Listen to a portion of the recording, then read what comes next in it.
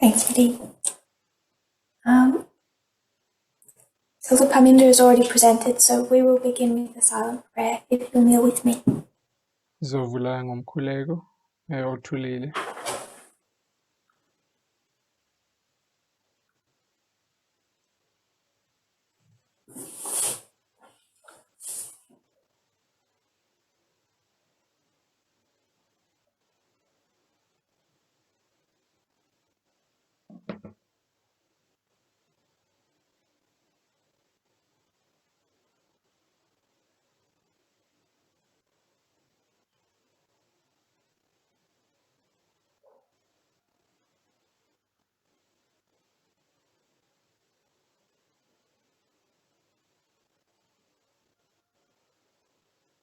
Amen. Amen.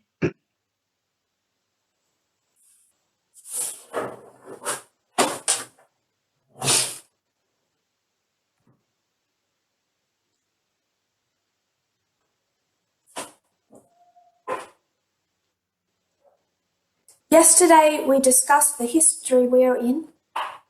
Izolo siye sakhuluma ngalomlando esikuwo manje. That we are in the history of the formalization of the message of the Sunday law.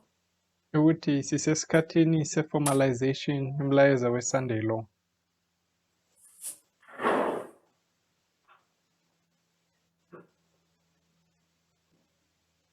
(1989) to the Sunday law. Ukusuka ku-1989 ukuya ku-Sunday law.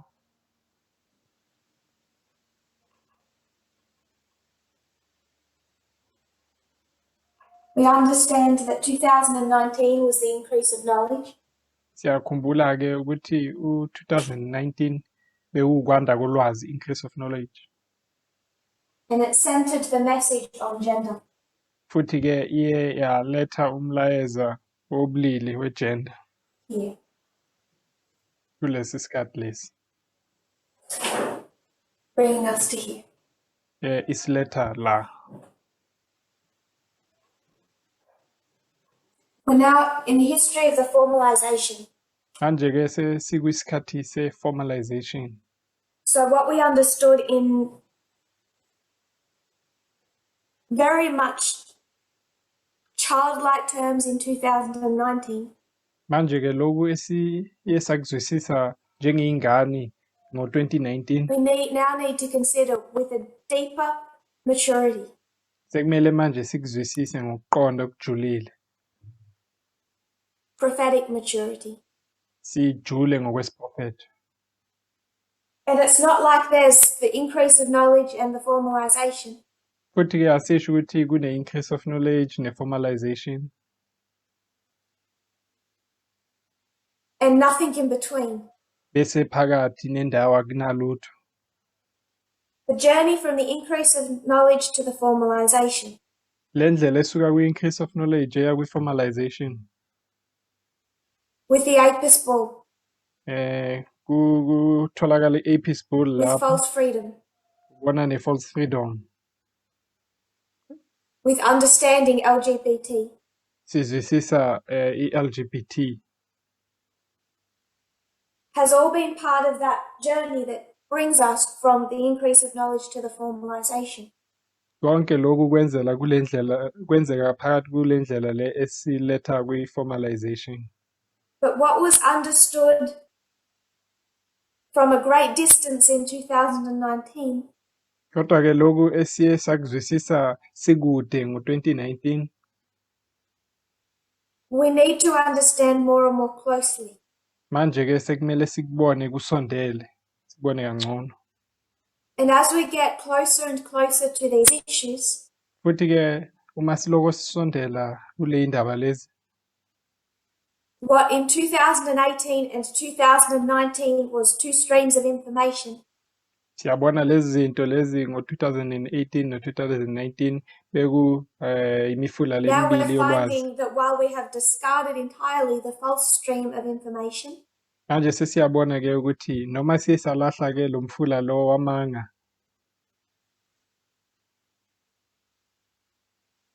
the true stream gives us problems. siyabona futhi ukuthi nalo mfula lo weqiniso nawo kusaneyinkinga lapho. We need to divide truth from error in the right stream.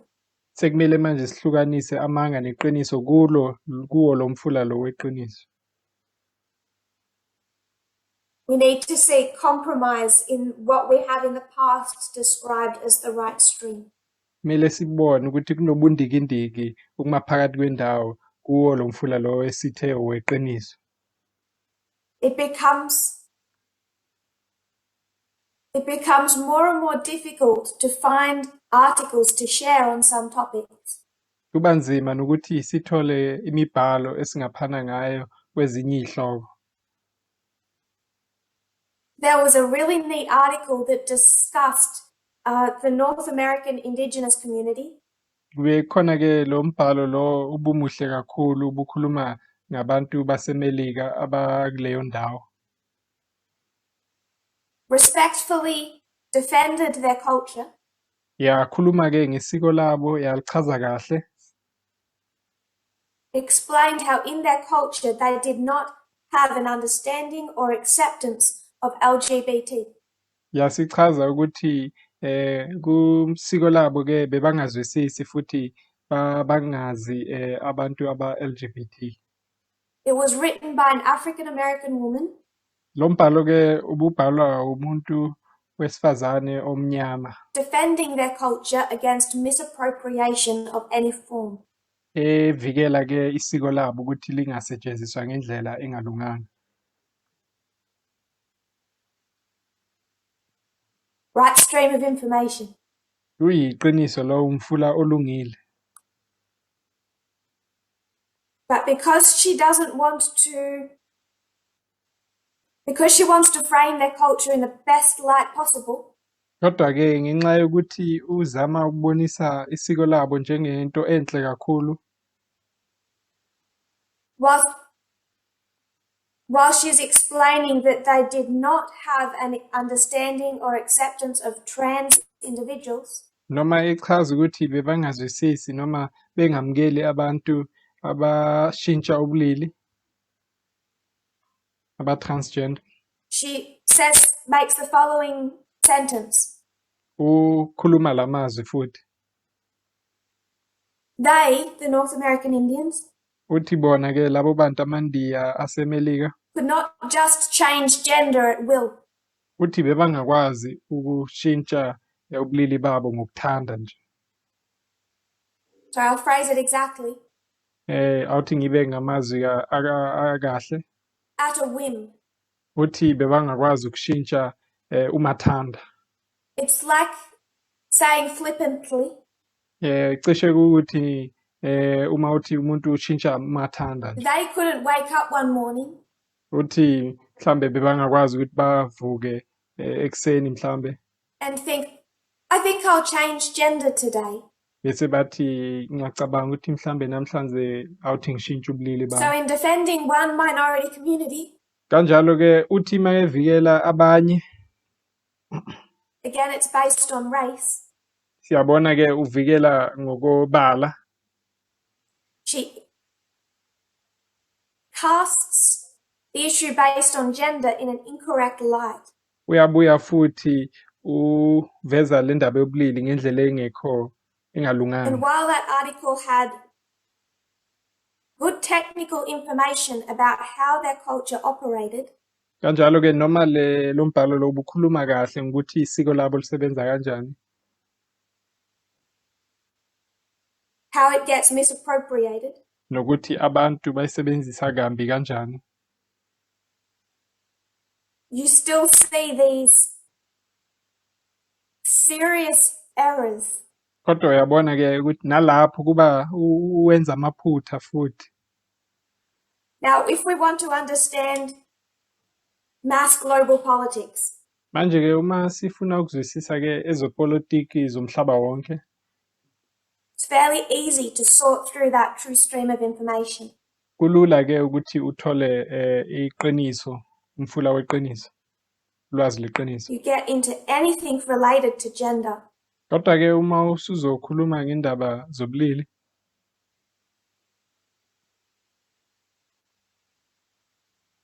It's a lot like religion. Kufike kucishe kufane nezenkolo. It doesn't matter how qualified they are. Akunandaba nokuthi abantu bafunde kangakanani noma nolwazi It doesn't olungakanani. matter if they're on the Supreme Court. Akunandaba nokuthi bakwi-Supreme Court, inkantolo yaseMelika enkulu. Without careful methodology, Kodwa-ke uma bengena indlela eqondile yokufunda, their own experiences, amava wabo, their own prejudice, ney'ndlela zabo zokucabanga, their own preferences, imibono yabo, mold what they believe and what they write. ifika ibumbe lento ebayikholwayo nalento abayibhalayo.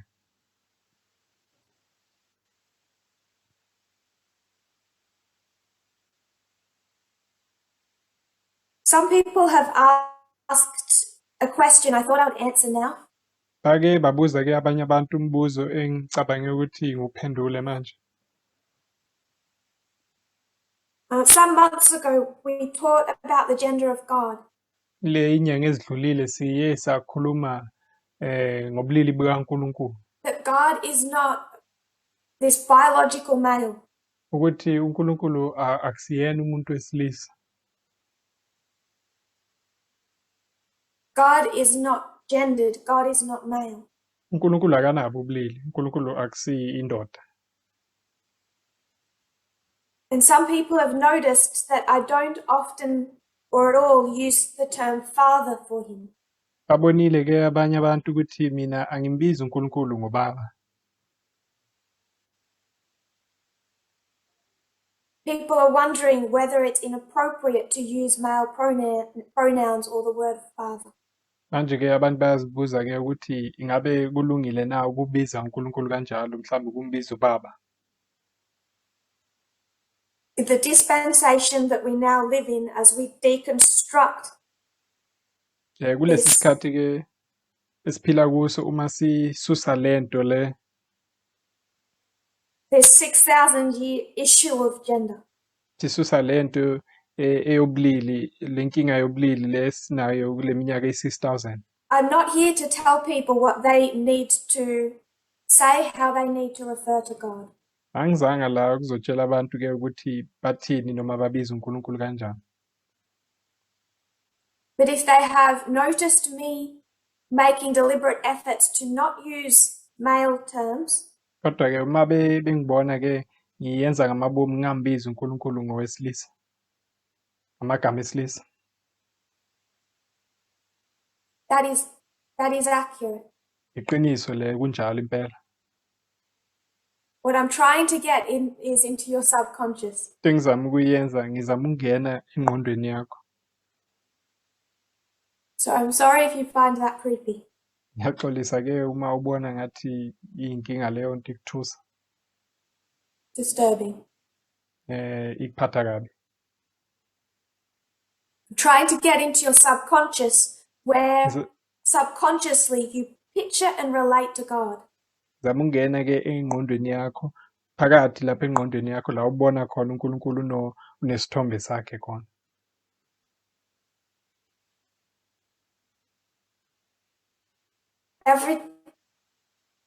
Every time a Pharisee knelt to pray, Njalo-ke abafarisi uma bebaguqa bethandaza, he's picturing the Apis bull.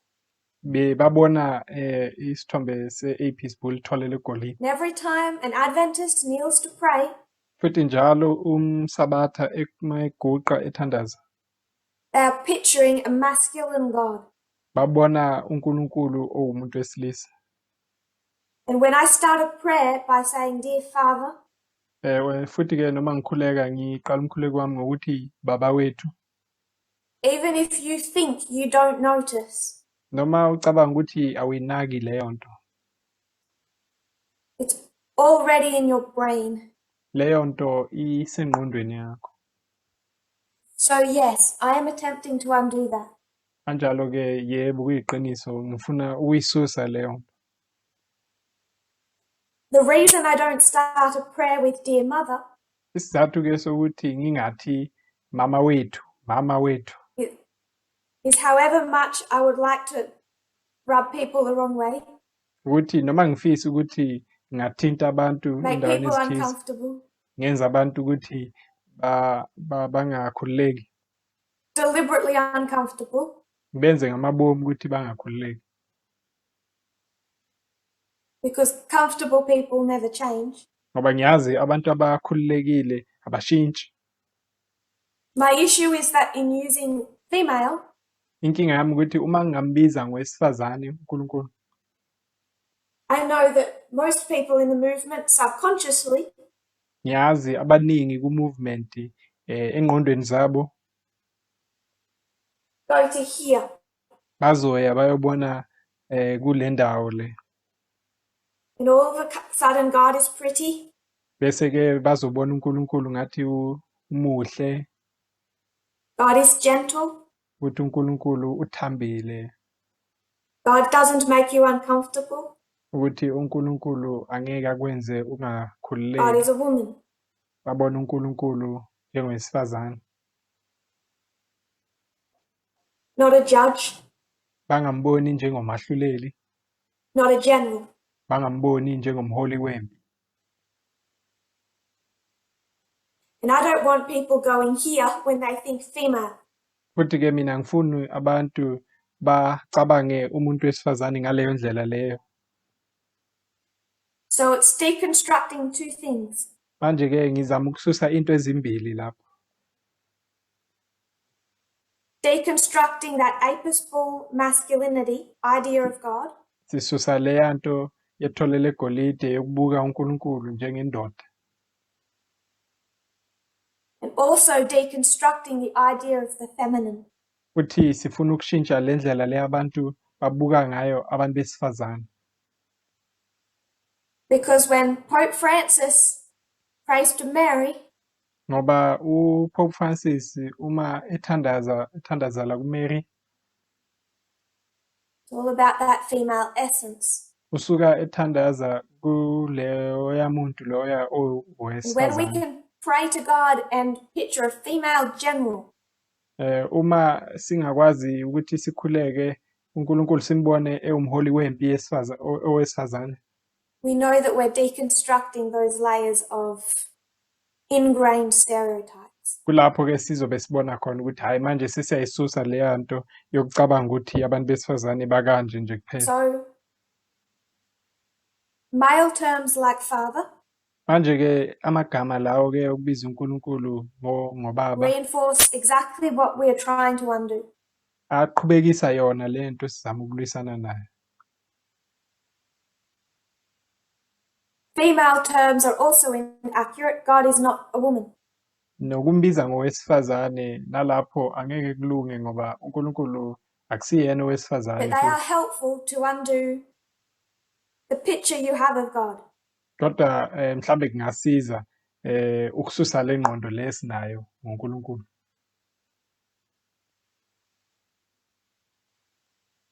As long as you don't revert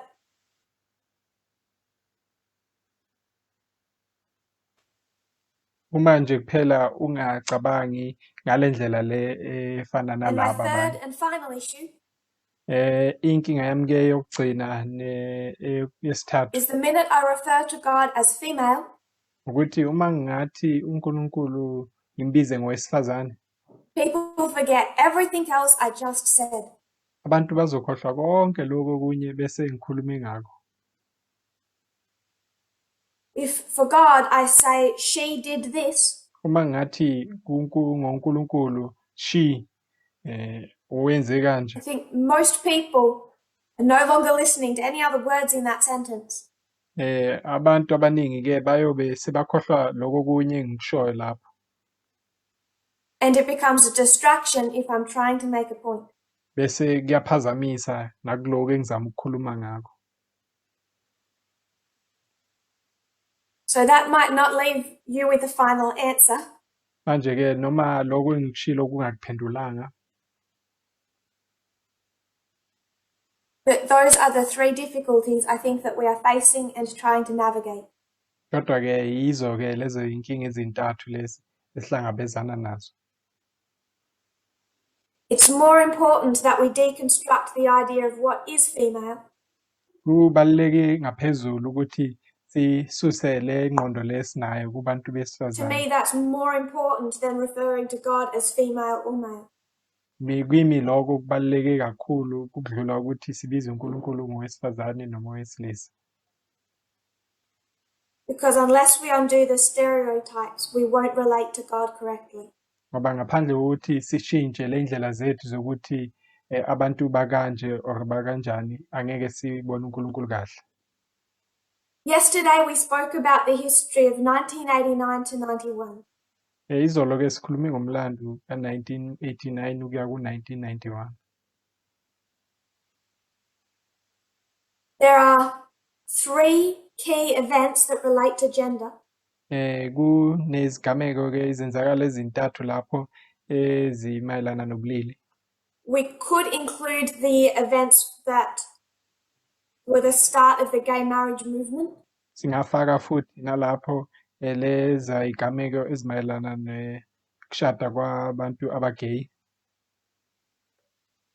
But I'm not looking now to go into that thread. Kodwa-ke kwamanje angizimiselanga ukukhuluma ngaloko. These are the 3 events we spoke of yesterday. Nazi-ke le zinto ezintathu esikhulume ngazo. 1989, intersectionalism. Ngo-1989 sakhuluma nge-intersectionalism. Understanding the layers of prejudice Ukuzwisisa ukuthi ukucwasa kuza that exist for ngokuhlukahlukana women when they aren't just female. kubantu besifazane abangasi abesifazane nje They kuphela. can be a woman, but a woman of color. Ukuthi umuntu owesifazane kodwa owesifazane omnyama A futhi. woman, but trans. Abe umuntu wesifazane kodwa abe A transgender. woman, but Muslim. Abe umuntu wesifazane kodwa Muslim. A woman, but lesbian. Abe umuntu wesifazane kodwa oyi-lesbian A futhi. woman, but with a disability. Owesifazane kodwa okhubazekile. A woman, but an immigrant. Owesifazane obuya ngaphandle kwezwe. A woman, but Hispanic. Owesifazane oyi-Hispanic Or Chinese. or mhlambe oyi-China Or Jewish. noma owumJuda. This is a diversion. I'll just mention it now. Ngiyaphuma endleleni kancane kodwa ngizokusho lokho. We're diverting for 2 seconds. Siyaphuma endleleni kancane nje imizuzwana. The Alpha history of Adventism Umlando wokuqala wasekuqaleni wamasabatha racism sikhuluma ngokucwasa ngokwebala lapha. towards the African American community. Ukucwaswa kwabantu abamnyama. Slavery. Ukugqila. What is the Alpha history of the counterfeit? Uma sikhuluma nge-counterfeit yona umlando wayo we-alpha uyini wona? Racism Nayo kuwucwaswa ngokwebala towards the Jewish community. kodwa kucwaswa abantu bamaJuda. Alpha history racism, Alpha history racism. I-alpha umlando we-alpha kucwaswa ngokwebala nakulenye Which umlando should make we-alpha Walter ucwaswa White's ngokwebala. comments on the Jewish deep state that much worse. Kulapho-ke kumele sibone ukuthi amazwi ka-Walter White abheda kangakanani uma ekhuluma ngamaJuda. In so many ways, he's frankly Catholic. Uma ekhuluma lawo mazwi akhe ukhuluma njengomkhatholika. But when you look at slavery and you look at the Holocaust, Uma-ke ubuka isikhathi sobugqila nesikhathi se-Holocaust, you are looking at the Alpha histories of modern Israel and modern Babylon.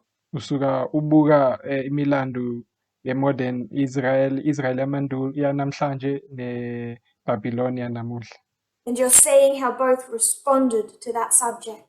Bese ubona ukuthi zombili ziye So when we zabheka kanjani consider lo them mvivinyo. today, Uma-ke sibuka lezo zinto namhlanje, it also includes these communities. siyafaka-ke nalabo bantu labo.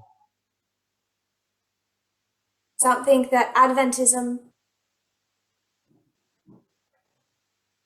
especially especially in the stream of Walter Weiss, gets terribly wrong. Into ke esibonayo ukuthi amasabatha amaningi ayayiphutha kakhulu laba abalandela So uWalter Weiss. 1989, intersectionalism. Siyabona ke ngo-1989 i-intersectionalism. 1989, Price Waterhouse versus Hopkins. Ngo-1989 kwaba khona uPrice Waterhouse versus Hopkins. She was told that all her problems would be solved Lo muntu wesifazane ke watshelwa ukuthi zonke inkinga zakhe zizophela, her career problems, inkinga zakhe zasemsebenzini, if she walked more femininely, uma bekazohamba njengomuntu wesifazane, wore makeup, agqoke i-makeup, styled her hair better, bese alungise ney'nwele zakhe kangcono, and wore jewelry. bese agqoke nobucwebe. 1989, time of the end. Leyo nto yenzeka ngo-1989 ngesikhathi sokuphela. It's always in the 1989 to 1991 history Hlezi sibona ngo-1989 ukuya ku-1991 that you see that internal seed of what you're going to be fighting 30 years later. Lapho sibona khona izinto, imbewu yalezi zinto esizohlangabezana nazo laphaya phambili. 1991, Ngo-1991 ke Clarence Thomas versus Anita Hill. kwaba nendaba ka-Clarence Thomas ephikisana no-Anita Hill. Clarence Thomas is the second African American nominee to the Supreme Court. uClarence Thomas uwumuntu wesibili omnyama wokufakwa inkantolo enkulu yaseMelika. And Anita Hill accuses him of sexual harassment. Bese ke u-Anita Hill wayethi ke uClarence Thomas uye This has wamhlukumeza gained a ngocansi. lot of attention in the last couple of years Lento ke iye yavela kakhulu kule minyaka ledlulile because of the Trump administration ngenxa yokuthi and his uTrump nominating a man with also a history of sexual abuse. uye wazama ukuletha naye umuntu kwinkantolo leyo naye kuthiwa uhlukumeze abantu I forget besifazane. his name. Ngiyakhohlwa igama lakhe. In both cases, the testimony of the woman was ridiculed and ignored. Kuzo zombili le zinto ezenzeka abantu besifazane laba azange balalelwa, bahlekwa nje kuphela. One of the ways that Clarence Thomas was defended Enye into yasetshenziswa ukuvikela uClarence Thomas was that because he was African American, kwathiwa ngoba uwumuntu omnyama, indoda emnyama, the testimony of Anita Hill was a political and racist attack. kwathiwa lento le ayishoyo lo wesifazane uAnita Hill ukumhlasela nje futhi bazama ukumcwasa. Any attack on him was therefore racist. Noma yini ke ibilethwa ke ukuphikisana naye bekuthiwa And ukucwasa. because of that, the testimony of an African American woman Ngenxa yaleyo nto kodwa ke siyabona ukuthi ubufakazi bomuntu wesifazane naye omnyama was ridiculed and discredited. kwathathwa kancane nje wabekela eceleni. We face the same issue today. Sihlangabezana nayo ke inkinga leyo namhlanje. When arguments of racism are used to defend those who abuse or are sexist. Siyabona ukuthi And abantu that's- basebenzisa ukucwasa ngokwebala ukuphikisana noma ukulwisana nabantu abathi kubo bacwasa ngokobulili. When people don't get that the test is gender, Kulapho ke sibona ukuthi abantu ababoni ukuthi isivivinyo simayelana nokobulili and not held back by any national or cultural lines. nokuthi le sivivinyo lesi asipheleli mhlambe esizweni esithile noma esikweni elithile kubantu abathize. I didn't intend to go here, Bengingazimiselanga ke ukuthi ngifike la to go in this direction. noma uhamba ngakuyo le ndlela le. Not so much targeting the African American community, Angizami ukulwisana nabantu abamnyama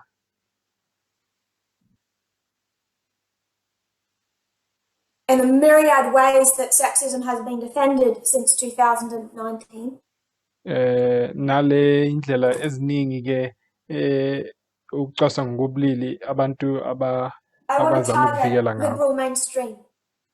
Ngizama ukubhekana ne-liberal mainstream.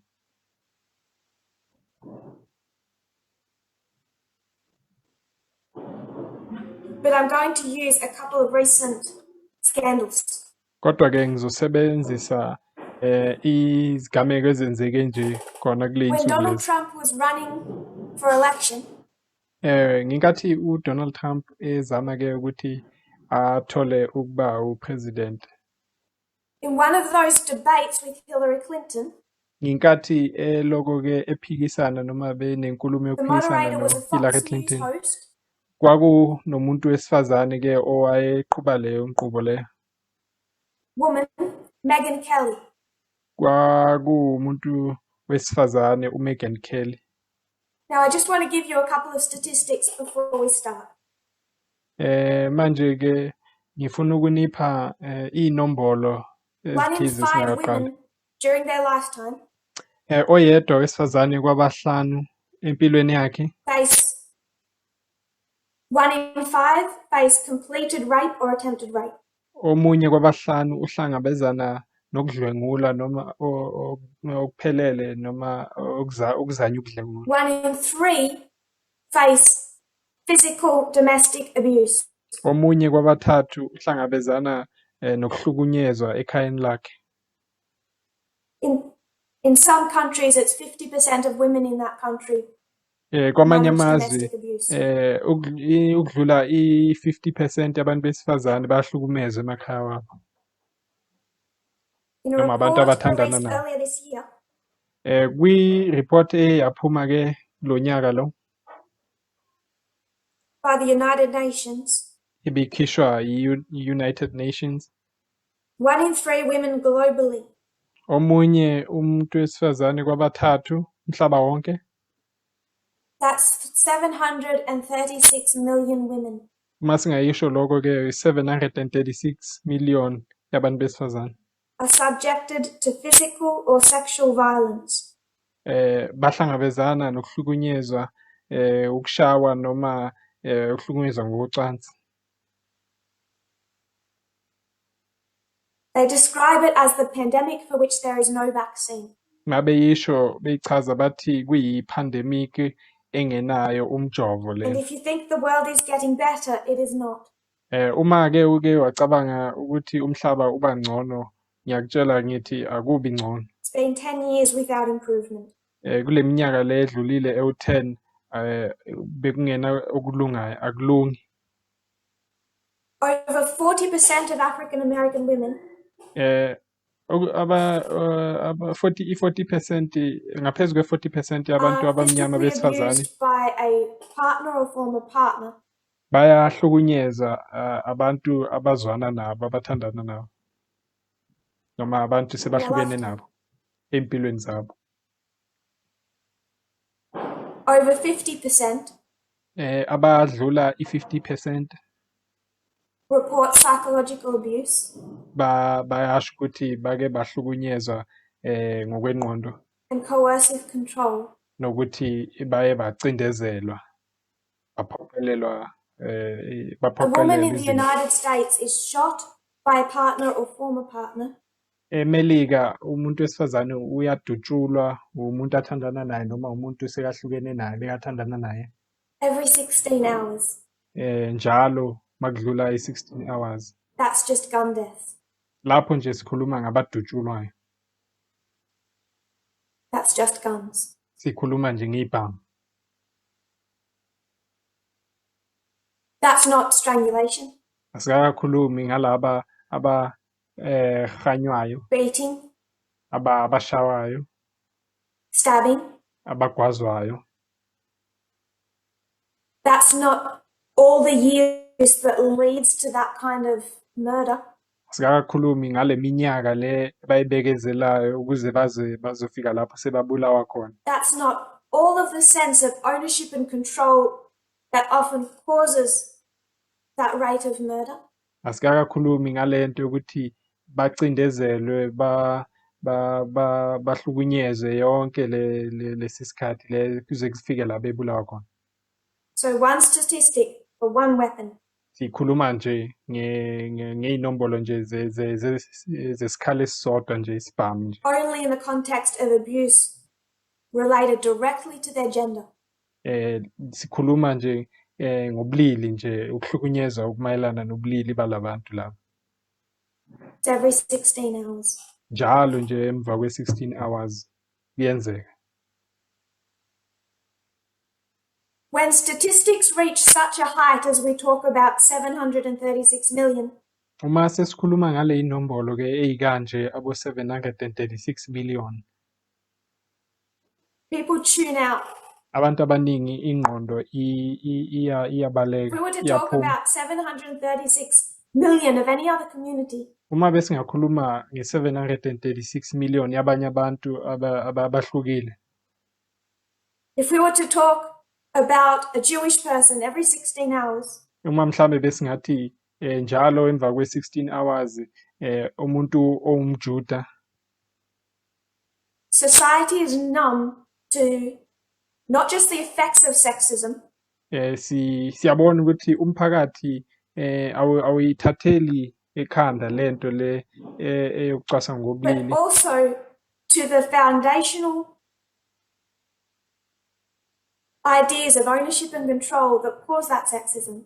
futhi nalento yokuthi abantu besifazane babuswe bacindezelwe kuze kuzofika lapho kuloko kucwasa noma ukucwasa lokho kobulili. People are numb to the scale, they no longer care. Abantu abayiboni noma ayibaphathi kabi lento lena, abasenandaba. And this isn't to make us emotional. Angisho lokhu ke ukuthi ngizama ukuthinta imizwa yethu. It's in a prophetic sense. Ngizama ukusibonisa lento ngesiprofita.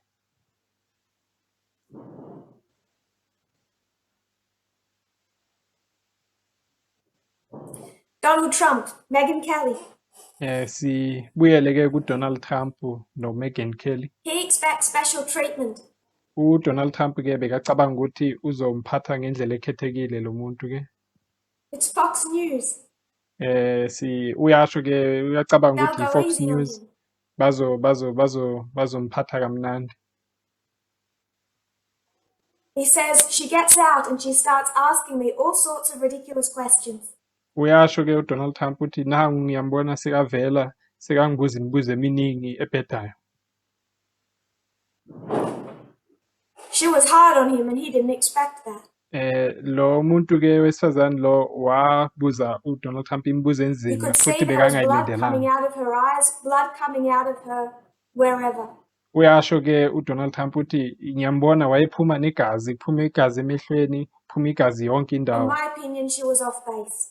Uyasho uthi ngokuya ngami bekangekho right. And the whole world erupts. Umhlaba wonke ke wase uqhuma nje. Because how did he know where to go?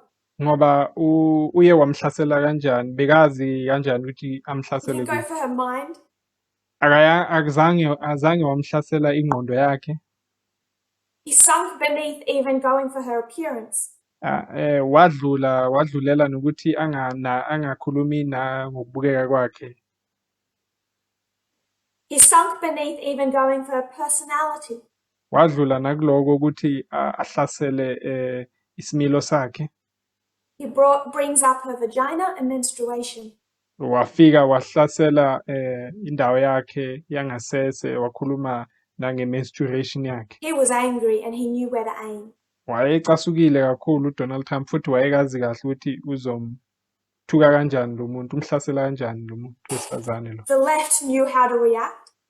Abantu ke abakwi-left bebazi ukuthi bazolwa kanjani, bazoyibheka kanjani le ndaba. Much of the center knew how to react.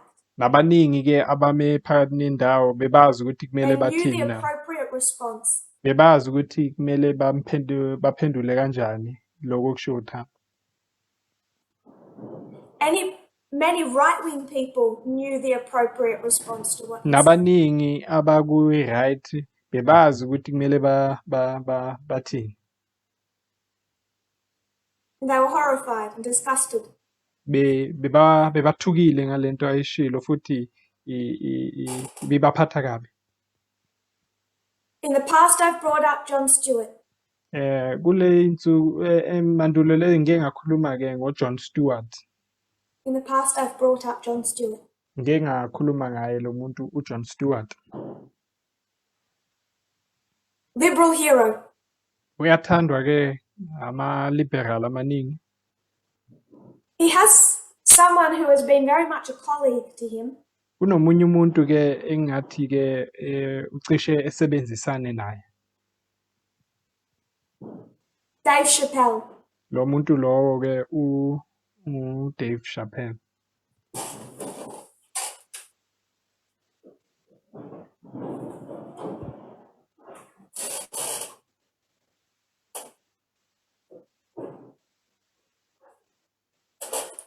After the death of George Floyd, Emva kokuthi kushone ke uGeorge Floyd.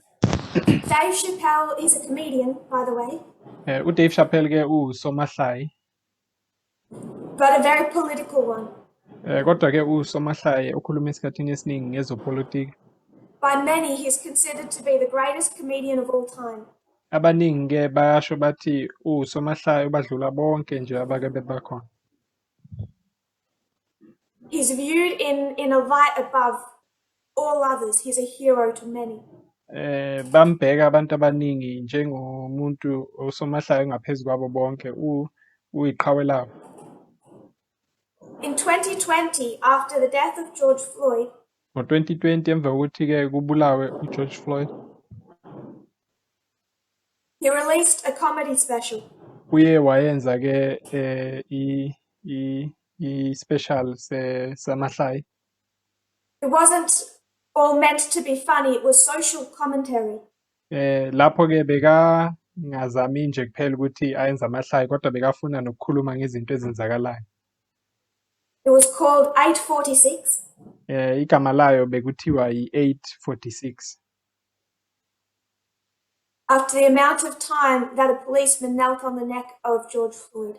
Ibizwa kanjalo ngenxa yalesi sikhathi lesi lela phoyisa labeka idolo lalo entanyeni kaGeorge Floyd. And Dave Chappelle is an African American man. uDave Chappelle ke uyindoda ke yomuntu omnyama. Wanted to address the subject of racism in the United States. Futhi ke bekafuna ukukhuluma mayelana nalento yokucwasa ngebala, ucwasa abantu abamnyama eMelika. Now there is a extremely conservative right-wing woman in the United States. Manje ke ukhona lo muntu wesifazane ke lapha eMelika o-conservative kakhulu okwi-right wing. Igama lakhe uCandace Owens. Now I'm going to quote as best I can what Dave Chappelle said, and the translators will need to manage. Ngizozama ke ukusho konke lokhu akusho khona uDave Chappelle.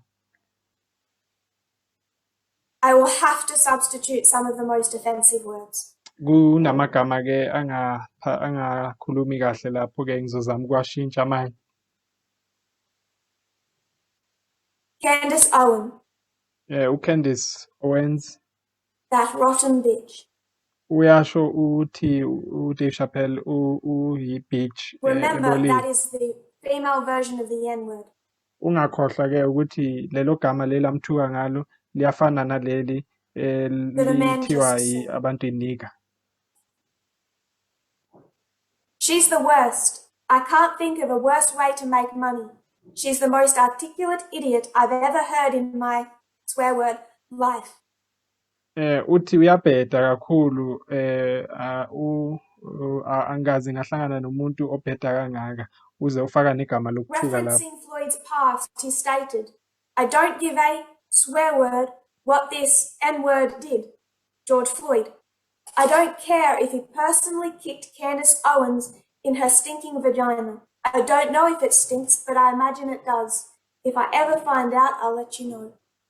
Uthi ke lo muntu le anginandaba ukuthi uGeorge Floyd wayenzani, anginandaba nokuthi wakhahlela uCandice Owens endaweni yakhe yangasese, futhi ngiyacabanga ukuthi kuyanuka lapho.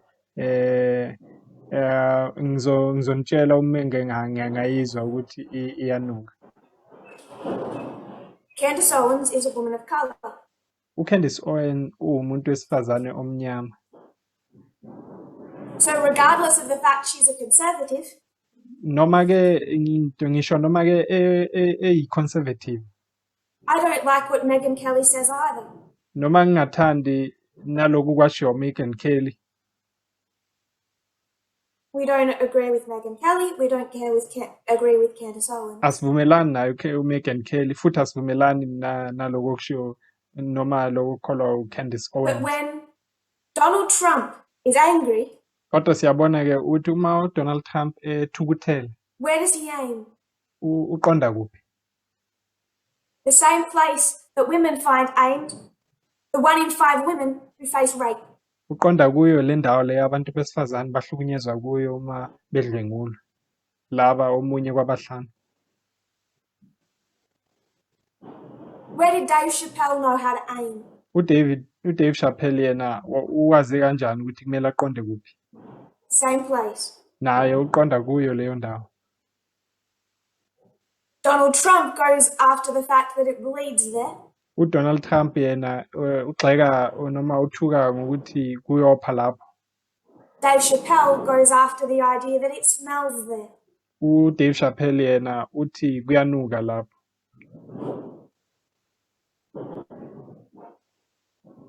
Because these aren't women who just offend them. Ngoba laba abantu besifazane akusiyo abantu besifazane nje abaphikisana nabo, And they go after their mind. bese-ke bakhuluma ngengqondo yabo.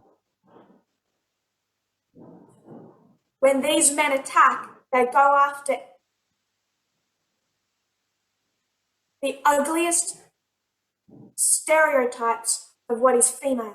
Amadoda lawa uma elwisana nalabantu besifazane alwisana ngabo ngokukhuluma ngento ezimbi kakhulu lezi abantu abazicabangayo ngabantu besifazane. Uma ubungayenza-ke leyo nto To any community that even was facing the level of discrimination and abuse that women are, uyenza mhlambe ngabanye abantu abahlukunyezwayo noma abacwaswayo njengabantu besifazane. if you found such a community, Uma ubungakwazi ukuthola abantu abanjalo bacwaswa kangako, people would be horrified. abantu ngabe nje bathuke kakhulu. Donald Trump, the left is horrified. uDonald Trump abantu abaku-left baye bathuka kakhulu. Dave Chappelle went so much further than Donald Trump. uDave Chappelle yena uye wadlula ngaphezulu kokukaDonald Trump, okushiwo uDonald Trump. Almost half of African American women in the United States face domestic abuse. Ngaphezu kwe-half yabantu besifazane abamnyama baseMelika bayahlukunyezwa abantu abaphilisana nabo.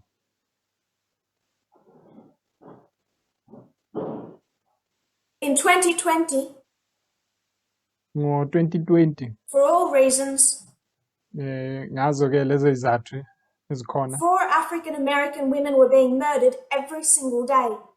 njalo insuku nensuku abantu besifazane abamnyama abane And Dave babulawa. Chappelle doesn't just say she bleeds. Bese-ke uDave Chappelle yena uyafika akasho nje kuphela ukuthi baphuma igazi, He says she stinks. uyadlulela uthi bayanuka nokunuka. And then he says Bese abuye athi he doesn't care if a man uthi akanandaba uma bekukhona umuntu wesilisa was to kick her, physically abuse her, bekazomkhahlela noma amhlukumeze, between the legs. amhlukumeze phakathi kwey'nyawo, People were horrified at Donald phakathi Trump. kwemilenze yakhe. Abantu baye bathuka kakhulu uma kuTrump akhuluma lokhu Dave akukhuluma. Chappelle was lauded as the greatest comedian Kodwa of all time. uma kushiwo uDave Chappelle, abantu baqhubeka bambiza ukuthi usomahlaya ubadlula bonke nje abake bebakhona.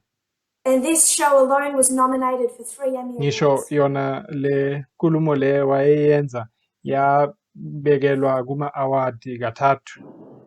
What I find fascinating is Candace Owens' response. Kodwa into engimangaza kakhulu engimangaza kakhulu yilokhu kwashiwo uCandace Owens uma Because ephendula. we should see how horrifically sexist not just Dave Chappelle is, Ngifuna ke sibone ukuthi kucwasa ngokobulili kangakanani hayi nje uDave Chappelle but society is that laughed and tolerated. kodwa nawo umphakathi ngokuthi uyahleka futhi uyayithokozela lento yenziwa yilabantu. It's a window into the mindset of mainstream and liberal society. Lento le isibonisa ukuthi umphakathi nje o-mainstream no-liberal unjani. But Candace Owens' response, uCandace Owens ke uma eziphendulela to every Democrat tweeting me the clip of Dave Chappelle insulting me, I'm not a leftist. I have a sense of humor, and I think comedians should make fun of people. Dave Chappelle is one of the greatest comedians of all time, and I made it into one of his specials. That's power.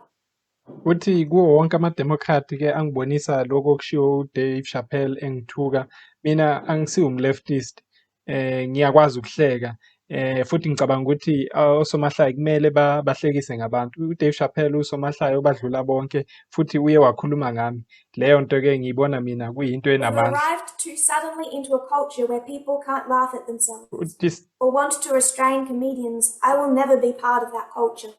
Dave Chappelle, you are a legend, and I'd love to meet you and challenge you to say any of that to my face. uthi sifike kwisikhathi lapho abantu abaningi bangakwazi ukuthi bahleke bazihleke nabo abafuna ukuthi bavimbe osomahlaya ukuthi bangenza amahlaya. Uthi mina angisiyi ingxenye yaleyo nto futhi angeke ngibe ingxenye yayo.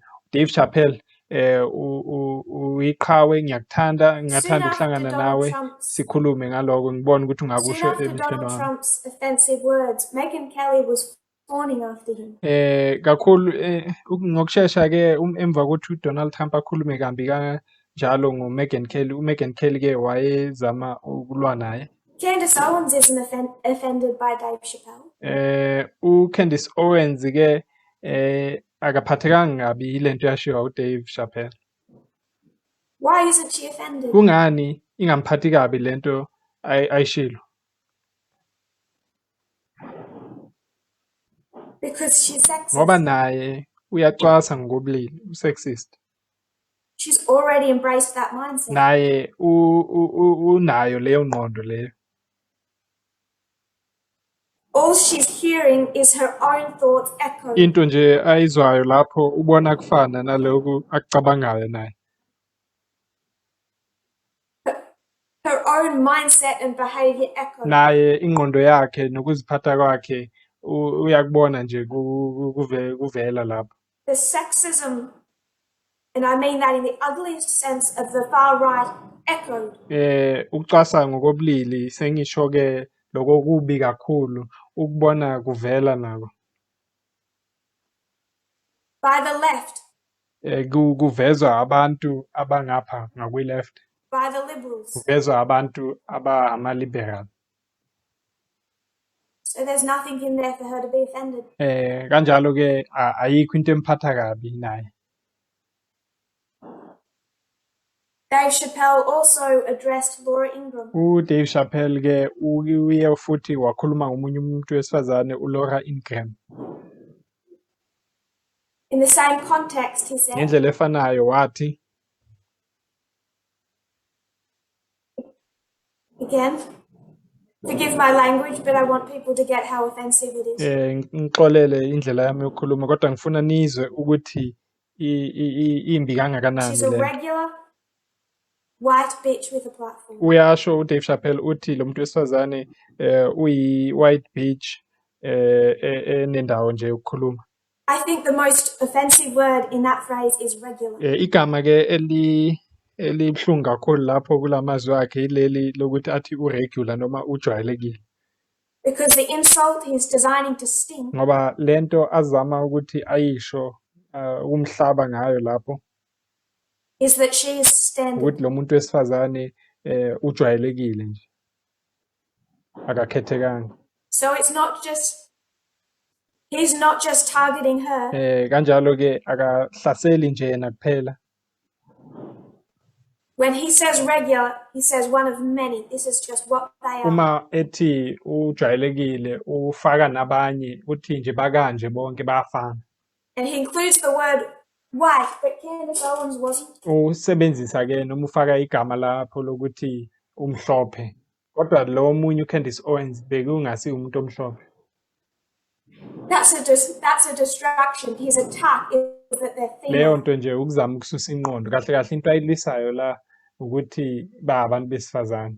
He then labelled her what is considered the most offensive swear word in the English language. Waseqhubeka-ke embiza ngegama ekuthiwa yilo elibuhlungu kakhulu kunawo wonke kwi-English. Four-letter word, starts with a C. Igama-ke lamagama amane liqala ngo-C. And it stands or originates from a word for the female vagina. Leli gama-ke lisetshenziswa noma libuya egameni noma lendawo yangasese abantu besifazane.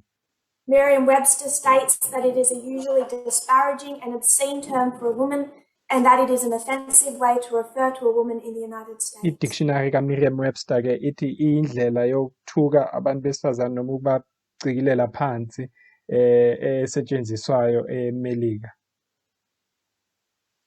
In American slang, the term can also be used to refer to a fellow male homosexual that one dislikes. Kuthiwa-ke leli gama futhi eMelika lingabuya lisetshenziswe ukuthuka mhlambe umuntu homosexual umuntu angamthandi. So that just references us back to the Sacramento camp meeting. Leyo nto-ke siyabona nayo isibuyisele emuva kulezi zinto sazifunda eSacramento. When we see how those at the Sacramento camp meeting, we saw how sexism La siye sabona-ke kuleya camp meeting ukuthi ukucwaswa ngokobulili is used as attacks on homosexual men. ukuthi nako kuyasetshenziswa ukuhlasela abantu noma amadoda Australian homosexual. scholar Emma Alice Jane describes how the term, as used on modern social media, is an example of what she calls gendered vitriol and an example of misogynistic bile. Uyasho-ke lo wesifazane waseMelika ofunda lezi zinto, leli gama lisetshenziswa nakwi-social media njengendlela yokucwasa ngokobulili futhi kuyindlela We could just say that there's double besifazane. standards. Into esingayisho lapho-ke ukuthi la kunokubandika Donald Trump says a woman is bleeding when she offends him. Uma uDonald Trump uyasho-ke uthi umuntu wesifazane uyopha make Dave ngamthandi. Chappelle says they're female dogs. Bese uDave Chappelle yena make exabana naye umuntu wesifazane uthi uyinja Regular yesifazane like all the others. uthi efanayo nazo zonke ezinye. The most offensive word in the English language, other than the N bese word, abuye amthuke ngaleli gama leli elimbi kwadlula wonke kwi-English ngaphandle kwe-N word. that is especially kept for women as it means the vagina. Le gama leli-ke elisetshenziswa kubantu besifazane ngoba liqonde And indawo endorsed engasese abantu physical besifazane. violence towards the vagina. Bese uyaqhubeka ukhuthaza ukuthi abantu bahlukunyezwe kwindawo engasese besifazane. And is nominated for 3 Emmy Awards. Bese baqhubeke bamnikeze ama-award ngale noma sekasho lokho. After that special, Emva kokuthi in the context of COVID, emva kokuthi ayenze leya nkulumo yakhe ngaso sona in the lesikhathi context of George se-COVID Floyd, emva kokuthi nje kushone noma kubulawa uGeorge he Floyd. reached a cult hero status like no one else at the time. uDave Chappelle-ke wathandwa noma waphakama ngaphezu kwabo bonke abantu nje abake osomahlaya. And only now in the last month Baqala manje nje kuphela abantu nje kule nyanga edlulile where his transphobia and homophobia is starting to come through. lapho sebabona khona ukuthi ucwasa abantu aba-homosexual nama-transgender. Is the mainstream left starting to wince? Ima-ke manje abantu abaku-mainstream abakwi-left beqala-ke ukungamthandisisi kahle. I wanted us to consider Ngifisa-ke ukuthi not sibheke the African American community, hayi nje kuphela abantu abamnyama, just mainstream society. sibheke nje umphakathi nje wonke. I can keep throwing out statistics all day, Ngingaqhubeka nje ngiloku nginipha ley'nombolo zalezi zinto ezenzekayo. that are only addressing the very top of the iceberg Sikhuluma nje ngalokhu nje okuncanyana okulapha phezulu nje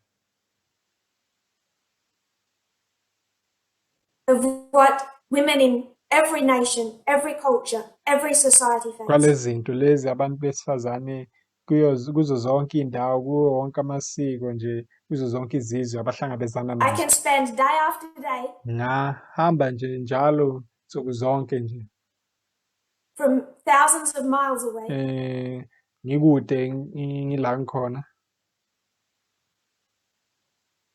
trying to hold the hands of women in this movement ngiloko ngizama ukubamba izandla zabantu besifazane abakulo movement who were raped in the same orifice that Dave Chappelle so flippantly refers to. abesifazane abahlukunyezwa kuyo yona le ndawo le uDave Chappelle ahlekisa ngayo.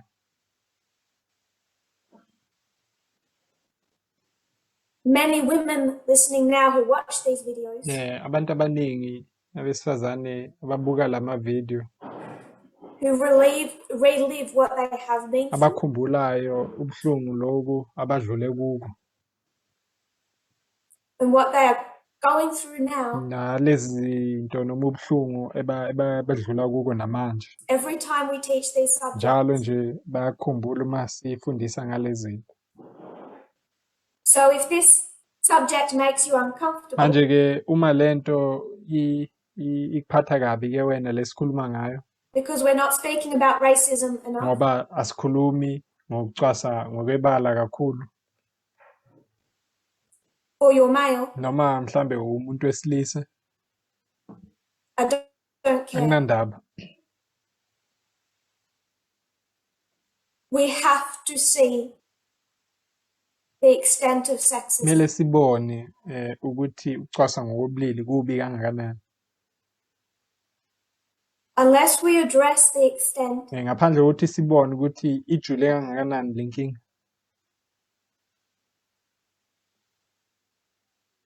if we can't do that now in this context, Uma singakwazi ukuyenza leyo nto manje kulesi sikhathi esikuso, do you really think that you will do it in heaven?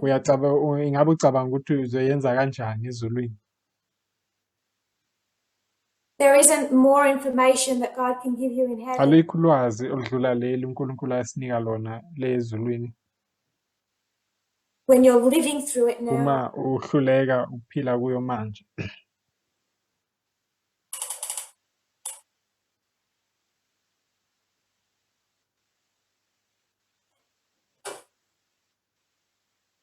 Radical feminism versus liberal feminism. I-radical feminism ke iphikisana ne-liberal feminism.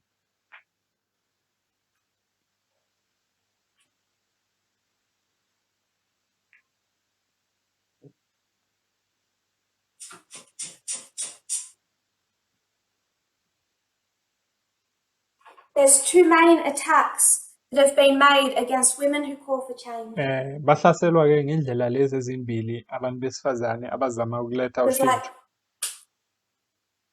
like Donald Trump and Dave Chappelle. Njengo Donald Trump no Dave Chappelle.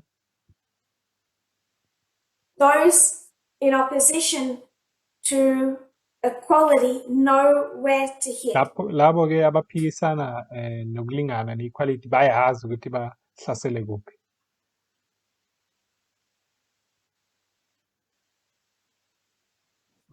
One is physical appearance. Okokuqala bahlasela ukubukeka ngaphandle,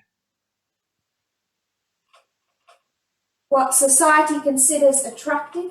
lento leyo-ke emphakathini ekuthiwa ukubukeka kahle noma ibukeka kahle. The other is personality. Okwesibili isimilo somuntu. What every woman hears at some stage in her life. Njalo lento iyashiwo kubantu besifazane.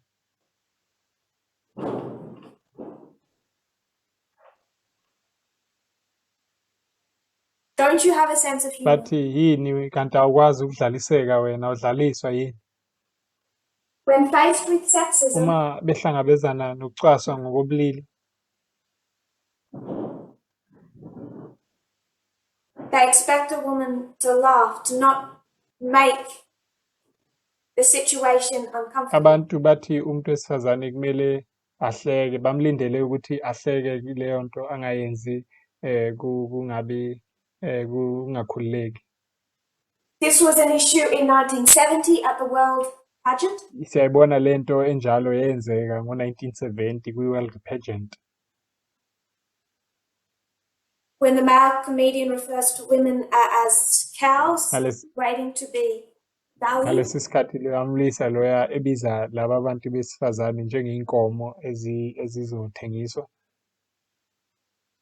And however uncomfortable all the women in that audience would have been expected to laugh. Ngisho noma labantu ke besifazane babekhona kuleyo ndawo bebaphatheke kabi kodwa bekulindele ukuthi mabahleke. And if you don't find it funny, bese you don't have a sense of uma humor. ungahleki kuthiwa wena awukwazi ukudlaliswa, awudlaliseki nje. They attack the physical appearance, then they go for the personality. Baqala bahlasele ukubukeka kwakho bese babuye bazogxeka ngesimilo sakho.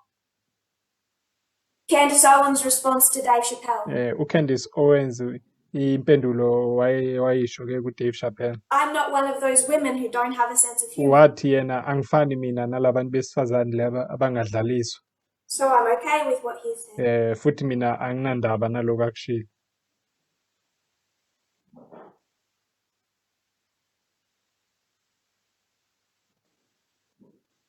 Radical feminism is radical.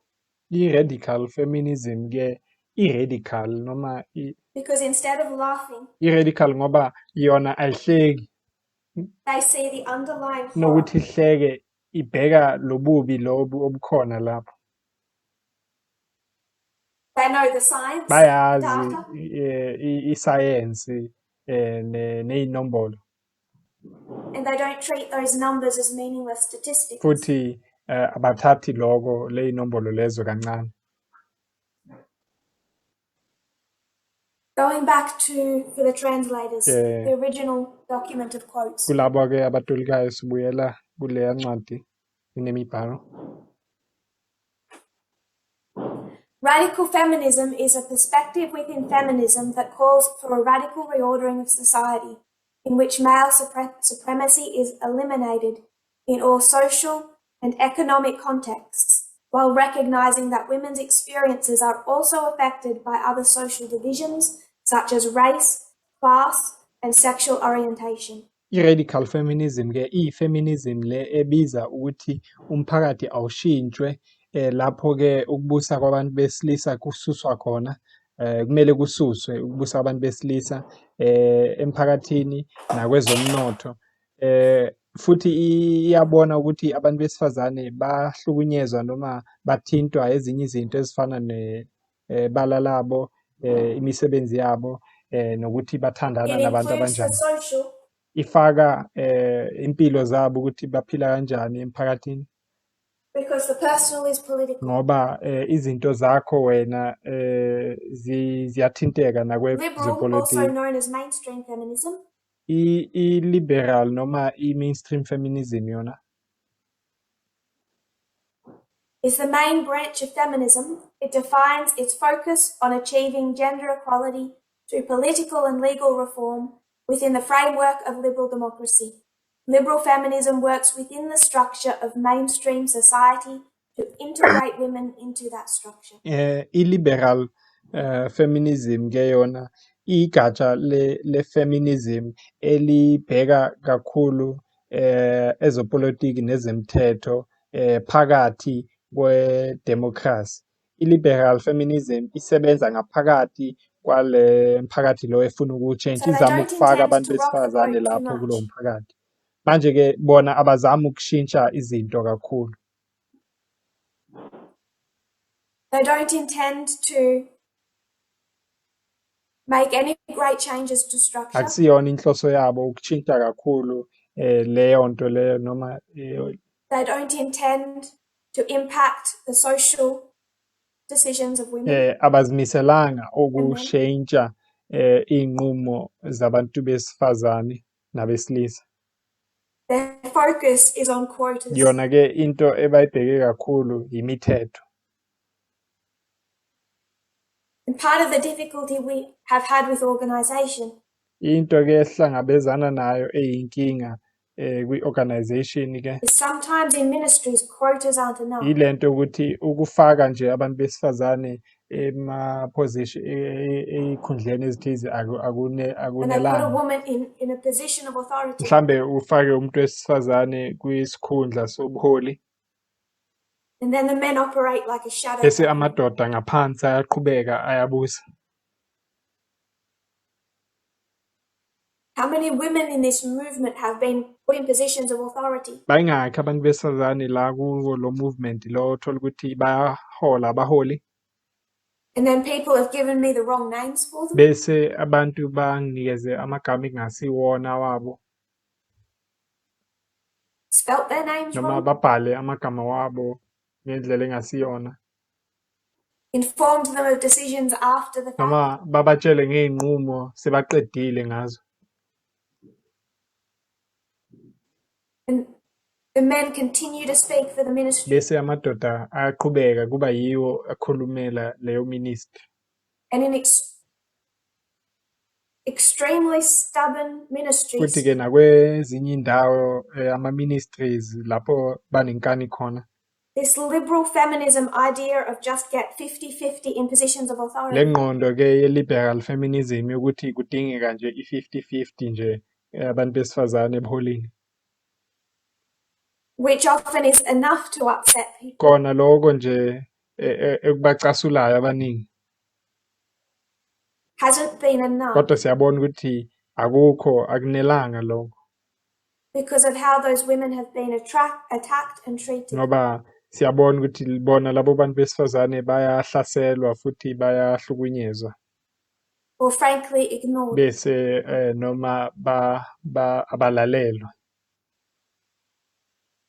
And in those ministries, Siyabona-ke ukuthi kulawo ma-ministry lawo we step in and do more than quotas. We dismantle. masifika-ke thina-ke asifiki nje ngokufaka abantu besifazane nje phela kodwa sifika sichitha konke nje qala And phansi that upsets people. bese leyo nto-ke ithukuthelisa abantu abaningi And they see it as conservative control. bese babona ngathi thina siyama-conservative futhi siyabacindezela.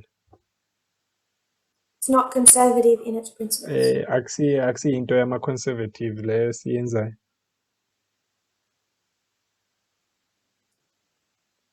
I think this would be a good place to end. Bona ngathi-ke indawo enhle leyo ukuthi siphelele kuyo. So we're going to go further into the issues with liberal feminism. Sizoqhubeka-ke singene ngokujulile kwinkinga ze-liberal feminism. What I wished to discuss in this presentation Into-ke bengifisa ukuthi sikhulume ngayo kulesi sifundo lesi. when showing the mindset and response to Donald Trump, Ukuthi sibone ukuthi abantu uma-ke bebheka ukuthi uTrump wenze njani. and comparing that to the response of Dave Bese Chappelle, siyaqhathanisa lokho nokuthi abantu babheka kanjani abantu abafana nabo Dave Chappelle. breaking down how much more offensive his words Sibone than Trump's ukuthi words were, amazwi kaDave Chappelle ayawadlula ngaphezulu la ashiwo uTrump. Abuhlungu kakhulu ukudlula kaTrump. trying to again get into your subconscious Ngizama futhi-ke ukuthi ngingene engqondweni yakho kanjalo. We're in the last dispensation. Siphila esikhathini sokugcina noma esikhathini sokugcina. He said racism and sexism, both the issues. Siyabona ke lapho kulesi sikhathi esiphila kuso ukuthi kunenkinga yokucwasa ngobulili We nebala. understand sexism now. We've been learning it for 6 months. Abantu basho bathi ke siyayizwisisa ukucwaswa ngokobulili kade sifunda lento kule nyanga ezidlulile ezu6. 30, 40, 50, 60 years of ingrained sexism has gone. Bathi ke le minyaka kade siphila ngokucwaswa ngobulili seyisukile manje. And you know what? Mainstream liberal society has it all figured Bese out. bathi abantu umphakathi oliberal mainstream iyayibona lento futhi iyayizwisisa. Abantu bangaphandle bakuzwisisa lo. They'll stand up for the rights of women. Bathi bayakwazi ukumelana noma ukuvikela amalungelo abantu besifazane. And then members in this movement, women in this movement, Bese abantu abakulo movement ke abantu besifazane kulo movement chasing after liberal mainstream ideas of siyababona feminism. begijimisa imfundiso noma ingqondo ye-liberal mainstream feminism. And between 2019 to now, Futhi ke kusukela ngo-2019 kuzofika namuhla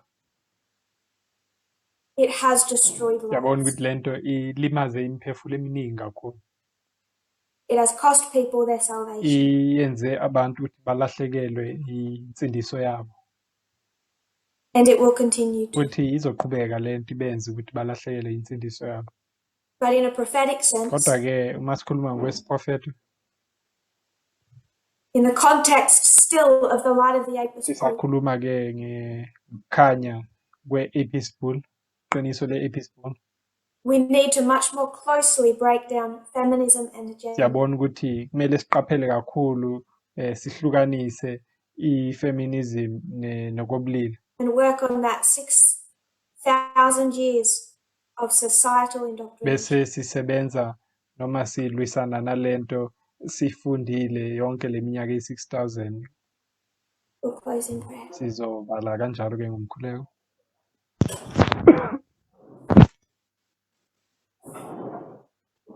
Dear Lord, Nkosi yethu thank you for how you have led. siyabonga ngokuthi usihole kanjani.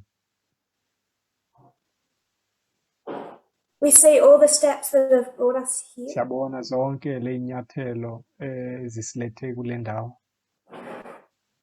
We see how you have led us. Siyabona ukuthi usihole kanjani. We pray, Lord, that we will have confidence, Siyakhuleka ukuthi uNkulunkulu singaba nokukwethemba. not an emotional feeling, Singaqhutshwa nje imizwa more like a prophetic anchor. kodwa ke uNkulunkulu sigxile ngokwesiprofeto That you have and will guide us home. ukuthi wena kade usihola futhi uzoqhubeka usihole. May we see that home for what it Ngathi is, singabona lelo khaya osibekele lona linjalo njengoba linjalo. and desire to shed our worldliness to attain it. Bese sifise ukushiya okwasemhlabeni ukuthi sithole lelo khaya. I pray this in Jesus' name. Thandaza konke lokhu egameni likaJesu. Amen. Amen.